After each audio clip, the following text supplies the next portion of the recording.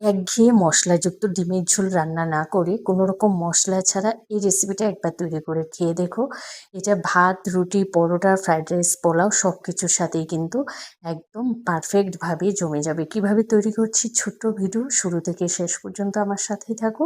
আর যারা আমার চ্যানেলে নতুন আছো প্লিজ চ্যানেলটা সাবস্ক্রাইব করে পাশে থাকা বেল আইকনে ক্লিক করে দিও, আর ভিডিওতে একটা লাইক দিতে ভুলো না। তো এখানে আমি সর্ষের তেল নিয়েছি 2 টেবিল চামচ, তারপরে সামান্য একটু নুন দিয়েছি, আর একটু দিয়েছি সামান্য একটু হলুদের গুঁড়া। তো আজকের এই রেসিপিটা আমি হাঁসের ডিম দিয়ে তৈরি করব। হাঁসের ডিমগুলোকে সেদ্ধ করে মাঝখান থেকে কেটে নিয়েছি।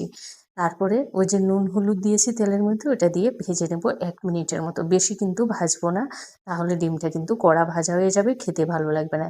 কিন্তু একটু উল্টে পাল্টে তারপরে ডিমটা ভাজা হয়ে গেছে, নামিয়ে নিয়েছি। এবার ওই তেলেই আমি 2 মিডিয়াম সাইজের পেঁয়াজ কুচি দিয়েছি। পেঁয়াজটাকে এবার একটু নুন দিয়ে ভেজে নেব। পেঁয়াজটা নরম হওয়া পর্যন্ত কিন্তু আমি ভেজে নেব। ভেজে নেওয়ার পর তারপরে এখানে দিয়ে দিচ্ছি আমি তোমার রসুনের পেস্ট 1/2 চা চামচ, আর আদা পেস্ট দিয়েছি 1 চা চামচ। আদা রসুন যদি একসাথে কষিয়ে নাও তাহলে দেখবে রসুনের কাঁচা গন্ধটা কিন্তু থাকে না। তোমরা যখনই মশলা কষাবে আদা রসুন একসাথে কষিয়ে নেবে। তারপরে 2 থেকে 3 মিনিট কষিয়ে নেওয়ার পর মাঝখানে না অফ ক্যামেরা আমি 3 থেকে 4টে কাঁচা লঙ্কা চেরা দিয়েছি। তারপরে একটু জল দিয়ে সামান্য একটু হলুদের গুঁড়া আর কাশ্মীরি লঙ্কার গুঁড়া দিয়েছি। ওই ঝাল কিন্তু ওই কাঁচা লঙ্কা চেরাটা যে দিয়েছি ওর ঝালেই হয়ে যাবে। আর তোমরা যদি অতিরিক্ত ঝাল খেতে চাও তাহলে কিন্তু এখানে এক্সট্রা ঝাল দিতে পারো। আমি 2 মিডিয়াম সাইজের আলু, ওই যে আমরা ভাজার জন্য যে আলু কুচিয়ে নিই তার থেকে একটু মোটা করে আমি কেটে নিয়েছি। এবার আলুগুলোকেও পেঁয়াজ, হলুদ, লঙ্কার সাথে 2 থেকে 3 মিনিটের মতো কষিয়ে নেব। একটু ঢেকে ঢেকে কষিয়ে নেব। আর এই তো চন্দ্রমুখী আলু, তো এই অল্প সময়ের মধ্যে কিন্তু আলু সেদ্ধ হয়ে যায়। তো আলু যখন 80% সেদ্ধ হয়ে গেছে দেখো আমার, তো আর যেহেতু ছোট ছোট করে কাটা, খুব তাড়াতাড়ি সেদ্ধ হয়ে গেছে।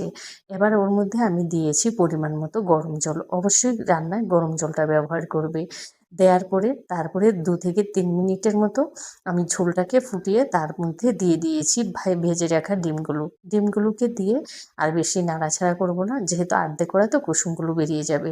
ডিমগুলোকে দিয়ে আবারও 2-3 মিনিট ফুটিয়ে তারপরে চেরা কাঁচা লঙ্কা দিয়েছি। কাঁচা লঙ্কা দিয়ে ভালো করে নেড়ে চেড়ে 1 মিনিটের মতো ফুটিয়ে নিয়েছি।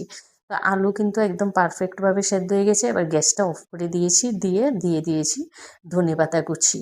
আর কিন্তু তোমরা দেখতেই পাচ্ছ আমি কিন্তু অন্য কোনো মশলা ব্যবহার করিনি। আজকে ঘি, গরম মশলা কিছুই কিন্তু হলুদের জিরা, ধনে কিছুই ব্যবহার করিনি। শুধু আদা রসুন দিয়েই কিন্তু করেছি।